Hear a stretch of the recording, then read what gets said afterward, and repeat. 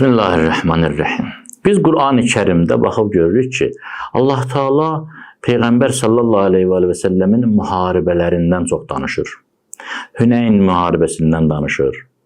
Xəndəq müharibəsindən danışır. Hətta Əhzab surəsi elə Əhzab döyüşü, Xəndəq döyüşü eyni addır da. Yəni Xəndəq qazılmışdı onda, kanal qazılmışdı. Ona görə ərəbcə Xəndəq deyilir ona. Döyüş Xəndəq döyüşüdür. Əhzabda müxtəlif dəstələr toplanmışdılar. Yahudilər, Məkkə müşrikləri, başqa dəstələr ki, İslamın işini bitirsinlər, dinin işini bitirsinlər, Mədinəyə mühasirəyə almışdılar. Müxtəlif partiyalar, dəstələr toplaşmışlar. Ona görə Əhzab, yəni hizblər, dəstələr surəsidir. Surə gəlib. Və yaxud biz görürük ki, qədim peyğəmbərlərin də döyüşlərindən danışılır. Rum surəsi var, Bizans surəsi. Belə başlayır, Qulibətir Rum. Bizanslılar məğlub oldular İranlılara, sonra İranlılara qalib gələcəklər. Döyüşlərdən danışılır. Əshab-ı Uxduddan danışılır ki, orada döyüş olub. Əbrəhənin qoşunundan Fil surəsində danışılır.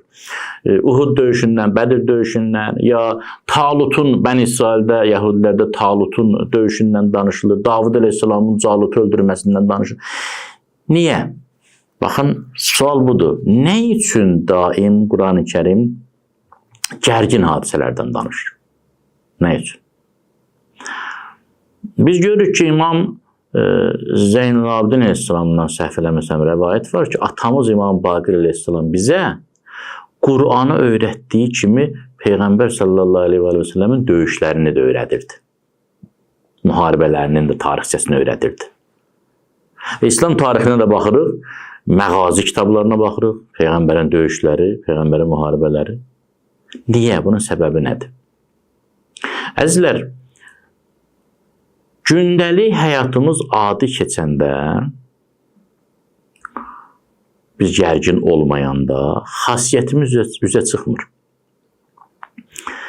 Mükəmməl insanın, naqis insandan fərqi gərginlikdə bilinir, döyüşlərdə bilinir, çətin hadisələrdə bilinir, müharibələrdə bilinir.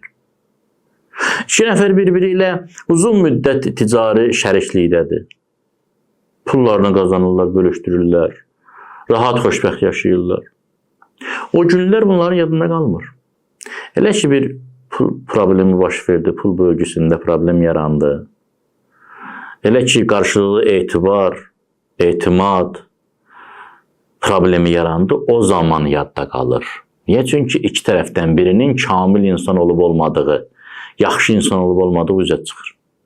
Ona görə də Qur'an-ı Kərim daim bizə gərgin hadisələri xatırladır və bizə ötürür ki, siz adi halda özünüzü mərd hesab etməyin.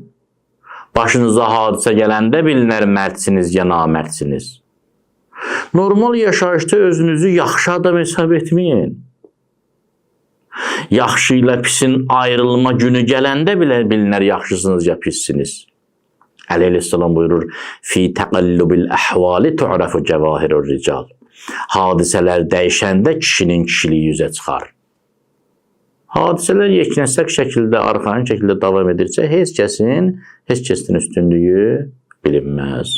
Allah bizi dar gündə mərd qərar versin.